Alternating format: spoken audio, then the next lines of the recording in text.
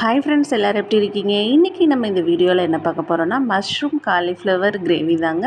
Taste ரொம்ப அட்டகாசமாக இருக்கும். வாங்க எப்படி செய்யலான்னு பார்க்கலாம். அதுக்கு ஃபஸ்ட்டு தேவையான பொருள் மஷ்ரூம் காலிஃப்ளவர் நல்லா வாஷ் பண்ணி கட் பண்ணி எடுத்து வச்சுக்கோங்க. அதுக்கப்புறமா ஒரு பெரிய வெங்காயம் குட்டி குட்டியாக கட் பண்ணது, நல்ல பழுத்த தக்காளி 1, கொஞ்சமாக கொத்தமல்லி இலை, கருவேப்பிலை. அதுக்கப்புறமா இது தாங்க ரொம்ப முக்கியமானது.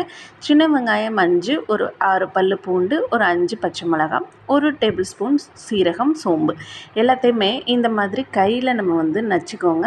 நம்மள்ட்ட மிளகு சீரகம் நக்கிறது இருக்கும்ல, அதில் வச்சு நச்சுக்கிட்டிங்கன்னா தான் டேஸ்ட் அட்டகாசமாக இருக்கும். மிக்சியில் அரைக்க வேண்டாம். இந்த மாதிரி நல்லா நச்சு எடுத்து வச்சுக்கோங்க. அதே மாதிரி என்கிட்ட மிளகுத்தூள் இருக்கிறதுனால நான் 1 டேபிள் ஸ்பூன் மிளகுத்தூள் சேர்த்துக்கிறேன். அப்படி இல்லைன்னா அதையும் கூட சேர்த்து நீங்கள் இந்த மாதிரி நச்சு எடுத்துக்கலாம். இந்த மாதிரி நீங்கள் ஃப்ளேவர் நச்சு எடுத்து செய்யும்போது இந்த மஷ்ரூமோட ஃப்ளேவரே ரொம்ப தனியாக இருக்கும்.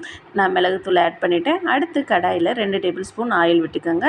2 பட்டை, கொஞ்சமாக ஒரு பிரியாணி இலையில் பாதி எடுத்துக்கோங்க. 2 கிராம்பு சேர்த்து பொரிஞ்சதுக்கப்புறமா நம்ம இடித்து வச்சுருக்கோம்ல அந்த மசாலா, அதை இதில் சேர்த்துக்கலாம். அது நல்லா பச்சை வாசனை எல்லாம் போனதுக்கப்புறமா அதுக்கப்புறம் நம்ம கட் பண்ணி ரெடியாக வச்சுருக்கிற வெங்காயத்தை சேர்த்துக்கலாம். வெங்காயம் நல்லா கலர் மாறணும். நீங்கள் இதை வதக்கும் போதே உங்களுக்கு நல்ல ஒரு ஃப்ளேவர், நல்ல வாசனையாக இருக்கும். நீங்கள் வேணால் ட்ரை பண்ணி பாருங்கள். அதுக்கப்புறமா நல்லா தக்காளியும் வதங்கினதுக்கப்புறமா நம்ம காலிஃப்ளவரையும் மஷ்ரூமையும் உள்ளே சேர்த்துக்கலாம்.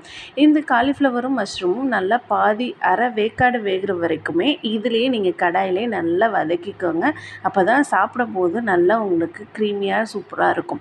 அதுக்கப்புறமா கொஞ்சமாக மஞ்சத்தூள், ஒரு சின்ன சிட்டிகை அளவு மஞ்சத்தூள் சேர்த்துக்கோங்க. 2 டேபிள் ஸ்பூன் அளவு மிளகாய்த்தூள், கரம் மசாலா தூள் 1 டேபிள் ஸ்பூன், சிக்கன் மசாலா இருந்தால் நீங்கள் அதை 1 டேபிள் ஸ்பூன் சேர்த்துக்கலாம். அப்படி இல்லைன்னா நீங்கள் நார்மலாக தனி மல்லித்தூள் இருந்தால் அது 2 டேபிள் ஸ்பூன் சேர்த்துக்கோங்க.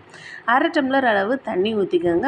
கொஞ்சமாக தண்ணி சேர்த்தாலே போதும். மஷ்ரூம் வேகும்போது உங்களுக்கு தண்ணி அதுவே ஆட்டோமேட்டிக்காக வரும். தேவையான அளவு உப்பு சேர்த்து நல்லா கிளறி விட்டுட்டு மூடி வச்சுருங்க. ஒரு 15 நிமிஷம் அப்படியே இருக்கட்டும். பாருங்கள், நல்லா மஷ்ரூமும் காலிஃப்ளவரும் வெந்து வந்திருக்கு.